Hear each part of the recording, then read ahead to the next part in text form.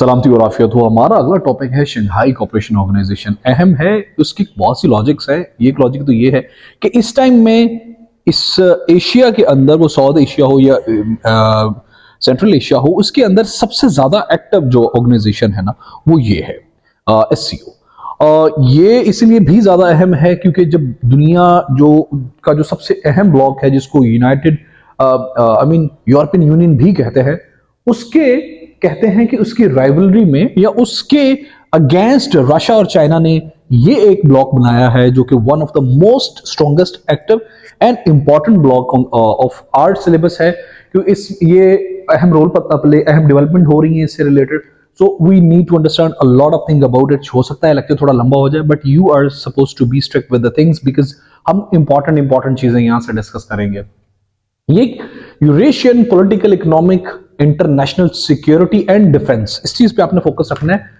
Defence organisation है, अब तक की ये वाह डिफेंस ऑर्गेनाइजेशन है जो EU के मुकाबले में बनी हुई, यूनाइटेड जो है ना यूरोपियन यूनियन के मुकाबले में बनी हुई है।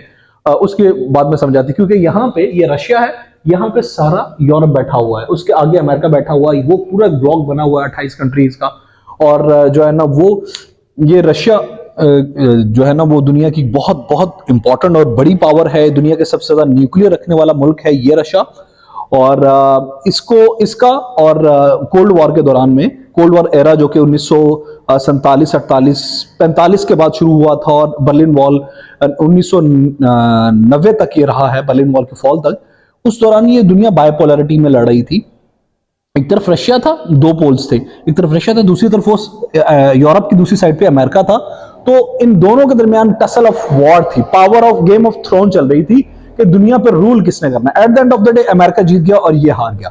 अमेरिका ने बनाई यूरोपियन यूनियन, जिसकी वजह से अमेरिका जो है ना जीता यूरोपियन यूनियन ने। इसमें कोई शक नहीं कि अमेरिका के डोमिनेशन का अगेंस्ट रशिया बहुत बहुत इंपॉर्टेंट रोल प्ले किया। रशिया एक मेजर पावर है दुनिया के अंदर, इसको डिनाई करना बहुत बड़ी बेवकूफ़ी है।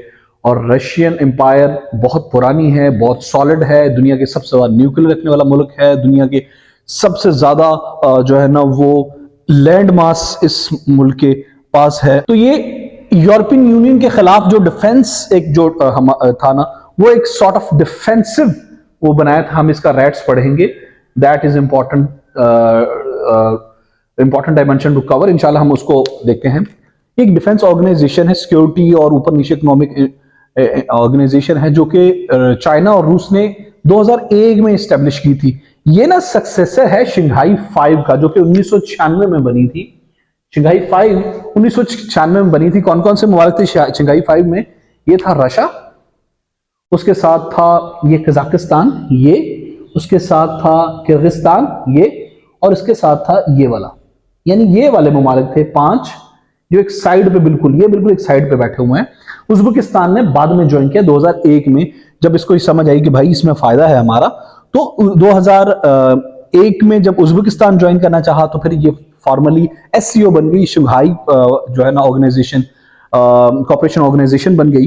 और उसके बाद 2017 में पाकिस्तान और इंडिया ने इसको ज्वाइन कर लिया, मतलब एक पूरा ब्लॉक बन गया, एक साइड पे पूरा एक ब्लॉक बन गया। फिर 2023 में ईरान भाई ने इसको ज्वाइन कर लिया। So we have 8 countries right now the member of Shanghai cooperation organisation. It's very very very important organisation. उसकी लॉजिक ये है कि दुनिया की इलाके के हिसाब से लार्जेस्ट ऑर्गेनाइजेशन है जियोग्राफिकल पर्सपेक्टिव से। अब जो EU है, यूनाइटेड जो यूरोपियन यूनियन है, वो बहुत छोटी है इस हिसाब से। वो पूरा रशिया के इलाके जितना भी नहीं है, लेकिन वो इकोनॉमिकली बहुत स्ट्रांग है due to a lot of जो है ना वो थिंग्स। हम इसका कंपैरिजन भी, दोनों का, EU का और इसका कंपैरिजन भी देख लेंगे, क्योंकि that can be possibly come in examination, that can be possibly ask in examination. और ये दुनिया की पॉपुलेशन का 20%, SCO के अंदर दुनिया की पॉपुलेशन का 20% आता है। और दुनिया की जो है ना दुनिया की GDP का 20% और पॉपुलेशन का 40% आता है। क्योंकि यहाँ पे दुनिया के 2 सबसे बड़े आबादी के लिहाज से मुल्क यहाँ पे बैठे हुए। पहले नंबर पे इंडिया आ रहा है 1 अरब 42 करोड़ के साथ, और ये 1 अरब 35 करोड़ के साथ चाइना दूसरा। तो दुनिया की 40% आबादी SCO के अंदर बैठी हुई है। That's why it's one of the most important organisation regarding, और इसमें इसके हम भी 2017 से मेंबर बने हुए हैं। और दुनिया का 20% जीडीपी ये जो एससीओ है, 8 मुल्कों की तंजीम, दुनिया का 20% जीडीपी होल्ड कर रही है। इसके टोटल 9 मेंबर बन चुके हैं आफ्टर ज्वाइनिंग ईरान 2023। पहले 8 थे 2017 तक, जब पाकिस्तान और इंडिया ने पहले 5 थे, 1996 में 5 बने, जिसका नाम था शंघाई 5। 2001 में उज्बेकिस्तान ने ज्वाइन किया, 6 हो गए। 2017 में इंडिया और पाकिस्तान ने ज्वाइन किया, 8 हो गए। और 2023 में ईरान ने ज्वाइन किया, 9 इसके टोटल मेंबर्स हैं। रशिया दुनिया की सबसे बड़ी टेरिटरी रखने वाला मुल्क है, और इसकी टोटल आबादी है 14 करोड़ सिर्फ, और इसकी जो इकोनॉमी है वो 2 ट्रिलियन इकोनॉमी है, 2 ट्रिलियन की इकोनॉमी है रशिया की वर्ल्ड वाइड। हम बात करेंगे चाइना की। चाइना इसका एक दूसरा मेंबर है। वो दुनिया का तीसरा इलाका रखने वाला सबसे बड़ा, लार्जेस्ट टेरिटरी, लार्जेस्ट एरिया रखने वाला मुल्क है।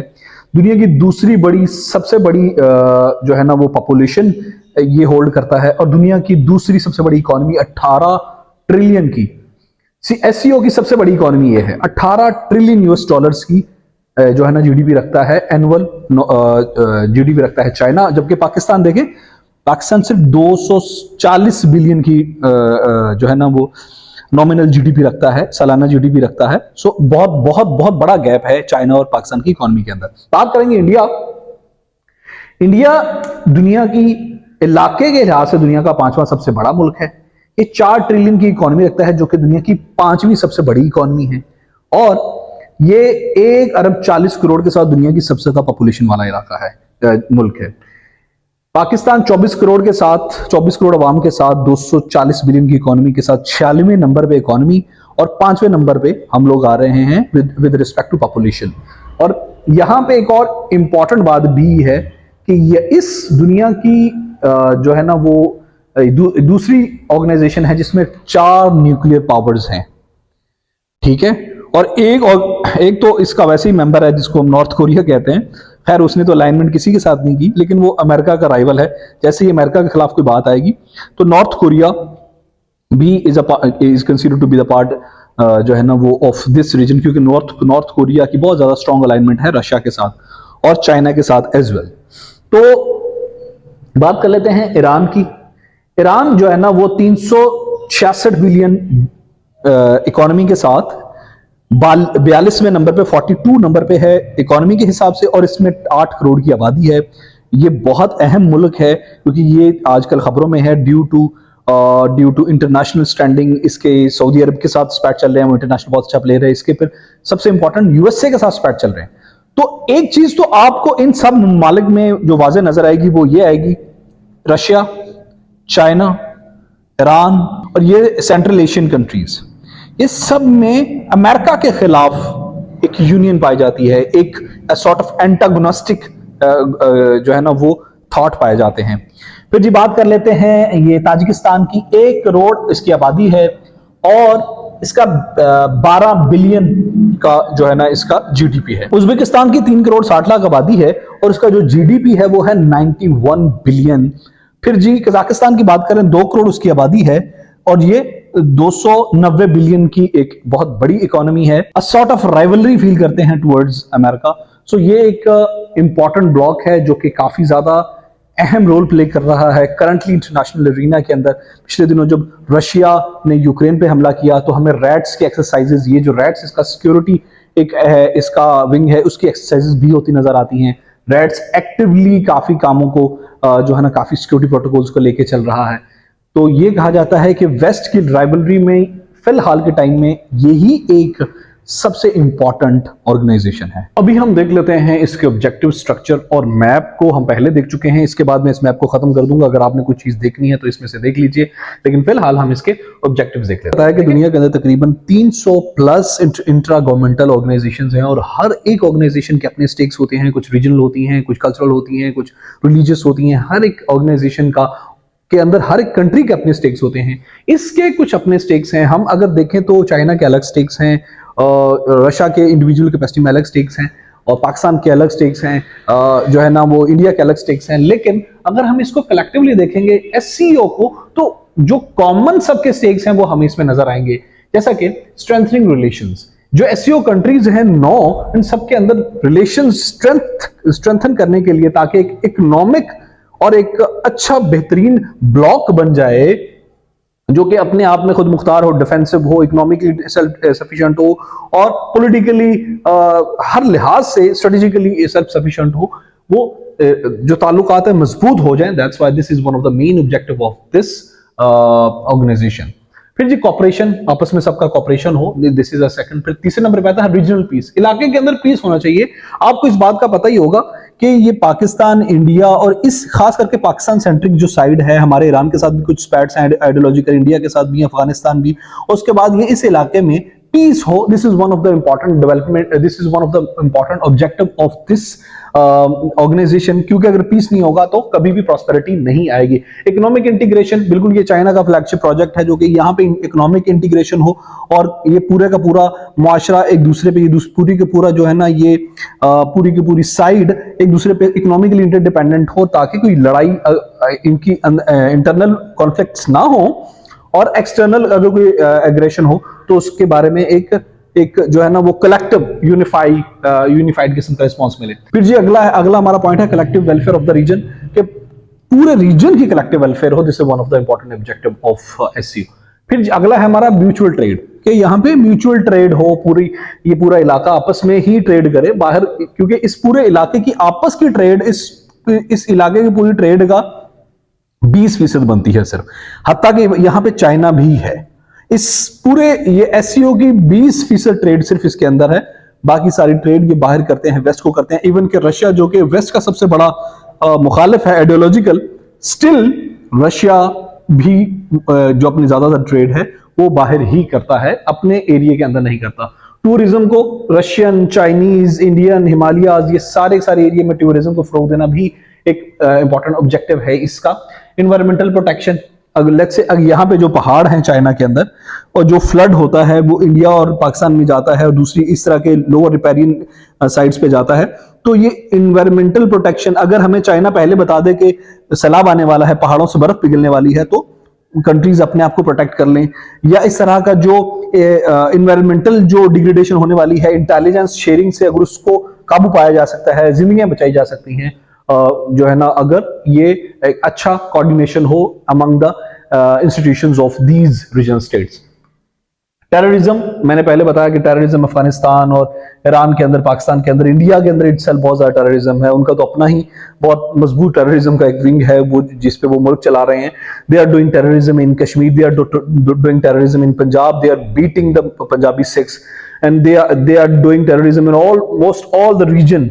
इनके इंडिया की जितनी स्टेट्स के साथ सरहद लगती है सबके साथ इनके स्पैट, एक्साई चीन से लगा लें, लद्दाख लगा लें, अब देर ऑल भूटान के साथ इसके स्पैट्स हैं। इंडिया के स्पैट्स, रीजनल स्पैट्स बांग्लादेश के साथ हैं, नेपाल के साथ हैं, इंडिया के रीजनल स्पैट्स पाकिस्तान के साथ हैं। सो यहाँ पे टेररिज्म को खत्म करना। फिर scientific and educational sharing, this is मेरा फेवरेट जो है ना, वो ये किसी भी इलाके को अगर आपने अपलिफ्ट करना है तो वहां पे साइंटिफिक और एजुकेशनल शेयरिंग, उस इलाके को एजुकेशनली अप कर दो, वहां पे सारे मसले खुद ब खुद हल हो जाएंगे। इंटेलिजेंस शेयरिंग, जितने भी यहाँ पे मसाइल हों टेररिज्म से रिलेटेड या किसी भी चीज से रिलेटेड, अगर कोई बंदा यहाँ से, आमतौर पे ये होता है कि पाकिस्तान में कोई बंदा क्राइम करके किसी और मुल्क में चला जाता है, वहां से वो बच जाता है, तो अगर ये इंटेलिजेंस शेयरिंग होगी, इस तरह से कैप्टिव शेयरिंग होगी, तो क्या होगा कि फिर प्रॉस्पेरिटी हो आएगी कलेक्टिव इस एरिया के अंदर। हम स्ट्रक्चर की बात कर लें तो ये इसका स्ट्रक्चर है। सबसे ऊपर है जी council of head of states. Council of head of states के नीचे है council of head of governments, जो प्राइम मिनिस्टर्स की है। ये दोनों मिलके चलाते हैं, ये दोनों जो इंस्टीट्यूशंस हैं ये रूल करते हैं पूरी के पूरे स्ट्रक्चर पे। इनके अंदर meetings of head of departments होती हैं। फिर जी वो जो मीटिंग होती है उससे कमीशन बनते हैं जो कि सीनियर ऑफिशियल्स को डिसाइड करते हैं। फिर स्पेशल ग्रुप्स बनते हैं, उनके अंदर जो है ना वो लोग अपॉइंटमेंट्स होती हैं। नॉन गवर्नमेंटल इंस्टीट्यूशंस भी इसका पार्ट हैं जो कि काम करते हैं, क्लैरिकल काम करते हैं, स्ट्रक्चरल काम करते हैं। फिर एससीओ बिजनेस काउंसिल है जी, जो कि इसके नीचे आती है। एससीओ इंटर बैंक कंसोर्टियम है जी। फिर उसके बाद सबसे एंड पे आता है एससीओ फोरम आती है जो कि पूरे मामले को लीड करती है। फिर यही हेड ऑफ स्टेट्स के नीचे council council of foreign ministers आती है, सबसे ऊपर हेड ऑफ स्टेट, फिर उसके बाद हेड ऑफ गवर्नमेंट, फिर हेड ऑफ जो है ना वो काउंसिल जो बनती है फॉरेन मिनिस्टर्स की। काउंसिल ऑफ फॉरेन मिनिस्टर के नीचे आती है काउंसिल ऑफ नेशनल कोऑर्डिनेटर्स, जो भी इनके कोऑर्डिनेटर्स हैं उनकी काउंसिल बनती है, वो मिलती रहती है। फिर एससीओ सेक्रेटरी जनरल है, उसके अंदर सेक्रेटरीट है, और उसके अंदर जी है, उसके बाद है जी permanent representative to SCO secretariat. फिर ये जो इसके नीचे जो आते हैं ना लोग, वो परमानेंट रिप्रेजेंटेटिव्स भेजते हैं इसके सेक्रेटरीट, जो कि बीजिंग के अंदर है, चाइना के अंदर है। उसका जो इस साइड का आखिरी जो विंग है वो है SCO regional anti terrorism structure. ये सिक्योरिटी को डील करता है, ये वाला स्ट्रक्चर, इसको रैट्स कहते हैं, रीजनल एंटी टेररिज्म स्क्वाड है ये काउंसिल, जो रैट्स काउंसिल बनेगी, जो कि अंडर होगी एससीओ हेड ऑफ स्टेट्स के और एससीओ हेड ऑफ गवर्नमेंट के। इनके अंडर एक रैट बनेगी, रैट कमीशन बनेगा, और वो कमेटी बैठेगी, फिर वो अपॉइंटमेंट करेगी, और परमानेंट रिप्रेजेंटेटिव्स टू रैट्स जाएंगे, जो कि इस रीजन के अंदर सिक्योरिटी के जो मैटर्स हैं, जो टेररिज्म के मैटर हैं, उनको टैकल आउट करेगी। अभी हम कुछ चैलेंजेस और ऑप्शंस फॉर पाकिस्तान और रैट्स के बारे में पढ़ लेते हैं शंघाई कोऑपरेशन ऑर्गेनाइजेशन के से मुतालिक। मैं दोबारा आप याद करवा दूं कि शंघाई कोऑपरेशन ऑर्गेनाइजेशन 1996 में शंघाई 5 के नाम से बनी थी। 2001 के अंदर उज्बेकिस्तान के साथ आने से ये शंघाई कोऑपरेशन ऑर्गेनाइजेशन बन गई। 2017 के अंदर इसको पाकिस्तान और इंडिया ने ज्वाइन किया, तो ये 8 ममालिक हो गए, और 2023 के अंदर इसको फाइनली ईरान ने ज्वाइन किया, तो ये 9 ममालिक हो गए। ये दुनिया का सबसे बड़ा रीजनल इंटरगवर्नमेंटल ऑर्गेनाइजेशन है, और ये दुनिया की टोटल जीडीपी का 20% ओन करती है, और दुनिया के टोटल लैंड मास का, दुनिया की टोटल पॉपुलेशन का 40% ओन करती है। और ये एक बहुत अहम रीजनल ऑर्गेनाइजेशन हो सकती है, खास करके पाकिस्तान के लिए, और इन तमाम कंट्रीज के लिए जो भी इसका हिस्सा हैं, अगर इसके अंदर कुछ बेहतरियां आ जाएं। हम इसके चैलेंजेस देख लेते हैं। सबसे बड़ा चैलेंज शंघाई कोऑपरेशन ऑर्गेनाइजेशन का है कोहेजन, मतलब इसका सिस्टम कोहेरेंट नहीं है। सारी की सारी कंट्रीज के अपने स्टेक्स हैं, सारी की सारी कंट्रीज के अपने सिस्टम हैं, सारी की सारी कंट्रीज के अपनी एथनिसिटीज हैं, अपने कल्चर्स हैं, अपने मॉडल्स हैं, अपनी हर एक स्ट्रक्चर इनका मुख्तलिफ है। अनलाइक ईयू की सक्सेस स्टोरी के पीछे one of the main reason ये है कि उनका कल्चरल लिंक जैसा है, उनकी मोस्टली जो चीजें हैं, उनकी लैंग्वेज सेम है। यहाँ पे लैंग्वेज बैरियर भी है, किसी भी किस्म की कोई कोहेरेंस नहीं है, सब अलग अलग डिस्पर्स्ड बिखरे हुए हैं। दूसरा हमारा है रीजनल राइवलरीज। इंडिया और पाकिस्तान के आपस में नहीं बनती है, दोनों इसके जो है ना वो है। ईरान और पाकिस्तान के पिछले दिनों मिसाइल का वो प्रोसेस हुआ है। फिर इंडिया और चाइना के आपस में जो है ना वो यहाँ पे नहीं बनती। इंडिया एक ऐसा कंट्री है इस रीजन के अंदर जिसकी जितनी टेरिटोरियल जितनी भी कंट्री के साथ इसकी टेरिटरी लगती है, सबके साथ, भूटान के साथ, नेपाल के साथ, बांग्लादेश के साथ, हर एक कंट्री के साथ इसके, कहीं साइचिन पे, कहीं लद्दाख पे, हर एक कंट्री के साथ इसके कुछ ना कुछ फड्डे हैं। So territorial disputes is one of the biggest challenge of SCO। ये इनके टेरिटोरियल राइवलरीज की वजह से, या वैसे इंटरनल इकोनॉमिक मॉडल सबके डिफरेंट हैं, वो जो राइवलरीज है ना उसकी वजह से ये एक जो है ना वो इसका सबसे बड़ा चैलेंज है। इकोनॉमिक कॉपरेशन नहीं है। इकोनॉमिक कॉपरेशन तो दूर की बात, सबके इकोनॉमिक मॉडल ही अलग है। पाकिस्तान का जो इकोनॉमिक मॉडल है वो लिबरल इस्लामी मॉडल है। इंडिया का जो मॉडल है वो एक्सट्रीमिस्ट, वो कुछ सोशलिस्ट लेड जो है ना socialist led liberal economic model है। जो चाइना का है ये तो कम्युनिस्ट स्टेट है। जो रशिया है उसका भी सोशलिस्ट सॉर्ट ऑफ मॉडल है। और ये ईरान का इस्लामी मॉडल है टोटल का टोटल। यहाँ ये जो सेंट्रल एशियन कंट्रीज हैं ये ज्यादातर डोमिनेटेड टू रशिया हैं। सबके इकोनॉमिक कॉपरेशन तो दूर की बात, इकोनॉमिक कोई इंटीग्रेशन ही नहीं है। ये यूरोपियन यूनियन की तरह इसका कोई जो है ना स्विफ्ट बैंकिंग सेटअप नहीं है जिसको जो कि एक पूरी इकोनॉमी को जो सिस्टमाइज कर सके। ये this is one of the biggest challenge of SCO. फिर डिसीजन मेकिंग में क्योंकि ये एक ब्लॉक ऐसा है जो कि कलेक्टिव वेलफेयर की बात करता है विद जो है ना डाइवर्स सॉर्ट ऑफ मुल्कों में, जिनकी जो डाइवर्स ममालिक हैं, diverse in politics, diverse in economics, diverse in language, diverse in culture, सबको, तो इनके कोई कलेक्टिव इंटरेस्ट नहीं है। इनकी डिसीजन मेकिंग हमेशा इफेक्ट होती है क्योंकि मोस्टली क्लैश ऑफ इंटरेस्ट आ जाते हैं। रिफॉर्म्स नहीं होती क्योंकि रशिया के अपने स्टेक्स हैं, चाइना के अपने स्टेक्स हैं, और ये दोनों अलग अलग हैं। चाइना इकोनॉमिक जो है ना वो जायंट बनना चाहता है, रशिया जो है ना स्ट्रेटेजिक जायंट बनना चाहता है और बना है, दुनिया के सबसे ज्यादा न्यूक्लियर इसके पास है, दुनिया की दूसरी सबसे बड़ी और फास्टेस्ट इकोनॉमी ये है। सो इनके रिफॉर्म्स का सेटअप थोड़ा मुश्किल है। फिर इंडिया इटसेल्फ दुनिया की 5वीं बड़ी इकोनॉमी बन चुका है, सो वो इटसेल्फ अपने आप को पता नहीं क्या समझता है। सो यहाँ पे रिफॉर्म्स लाना मुश्किल है, सब अपने अपने मुंह धड़ मुसर लगे हुए। Security is one of the biggest problem. इस इलाके के अंदर सिक्योरिटी से रिलेटेड जो है ना वो काफी ज्यादा इश्यूज हैं, सिक्योर ज्यादा ये इलाका नहीं है। So this is one of the reason, इसीलिए इन लोगों ने ये रैट्स बनाया। हम इसको पढ़ लेते हैं, ये क्या है। सेंस ऑफ कम्युनिटी, इन ये सब अलग अलग कल्चर, सिविलाइजेशंस, इन जो है ना वो एथनिसिटीज, अलग मॉडल्स हैं। सो सेंस ऑफ कम्युनिटी नहीं है ईयू की तरह इसमें। सो this is one of the biggest challenge. फिर क्लैश ऑफ इंटरेस्ट, मैंने पहले हमने इसमें बात कर ली कि इस सब कंट्रीज के अपने अपने इंटरेस्ट हैं, वो अपने अपने इंटरेस्ट को परस्यू कर रहे हैं। कोई कलेक्टिव और सिंगल इंडिविजुअल जो है ना वो इसमें इंटरेस्ट नहीं है इन सब का, जिसपे ये लोग बाकी जो इंटरेस्ट है उनको कॉम्प्रोमाइज कर सकें, और वगैरह वगैरह। There other dimensions which you can explore. हम बात को लंबा करेंगे तो फायदा कोई नहीं है। You can explore according to you, further आप 20 के पॉइंट्स बना सकते हैं। फिर जी पाकिस्तान के लिए एससीओ के अंदर कौन कौन से ऑप्शन है। सबसे इंपॉर्टेंट बात है, पाकिस्तान इकोनॉमिकली कमजोर है। पॉलिटिकली पाकिस्तान के पास जो है ऑप्शंस हैं, डिप्लोमेटिक ऑप्शंस हैं, स्ट्रेटेजिक ऑप्शंस हैं। फिर हमारे हर किस्म के मसाइल जो है ना वो हमारे हल हो सकते हैं, वो साइंटिफिक है, कुछ भी हो, अगर हम अपने ही एरिया में इंटीग्रेट हो जाए। मैं ये बताता चलूं कि ये जो एससीओ कंट्रीज हैं, शंघाई कोऑपरेशन ऑर्गेनाइजेशन की ये जो मालिक कंट्रीज हैं, इनकी टोटल ट्रेड का सिर्फ 20% आपस में ये लोग करते हैं। अगर ये 100% ट्रेड आपस में करना शुरू हो जाए तो पूरा इलाका कलेक्टिवली खुशहाल हो जाए। ये है जी 2 ट्रिलियन इकोनॉमी का जो है ना मालिक जीडीपी वाला रशिया, ठीक है, और इसमें सिर्फ 14 करोड़ लोग रहते हैं। ये जी आपका 18 ट्रिलियन इकोनॉमी का जीडीपी वाला मुल्क है। ये जी 5 ट्रिलियन इकोनॉमी जीडीपी वाला मुल्क है।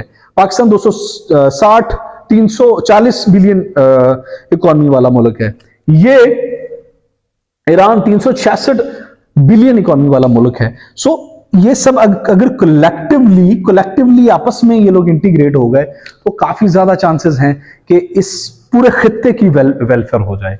पाकिस्तान एक अपनी इकोनॉमिक टाइज को इसके अंदर और कॉपरेशन को इसके अंदर परवान चढ़ाना चाहिए। ट्रेड यहाँ पे होनी चाहिए 20% नहीं, कम से कम 50% तो ट्रेड इस रीजन की आपस में होनी चाहिए। एनर्जी, पाकिस्तान को एनर्जी प्रॉब्लम्स हैं। पाकिस्तान एक ऐसा बदकिस्मत मुल्क है कि जिसके पास दुनिया का दूसरा सबसे बड़ा गैस रिजर्व रखने वाला मुल्क है, लेकिन मुल्क के अंदर गैस के नए मीटर नहीं लगते। दुनिया का पहला सबसे बड़ा गैस रखने वाला मुल्क है जो कि साथ थोड़ा सा फासले पे है, पाकिस्तान के अंदर गैस फिर भी नहीं मिलती। So this is our diplomatic failure, not the failure of strategic location and geography. So investment हो सकती है इनोवेशन में, साइंस में, टेक्नोलॉजी में। फिर सिक्योरिटी इंप्रूवमेंट पाकिस्तान के अंदर हो सकती है इंटेलिजेंस शेयरिंग से।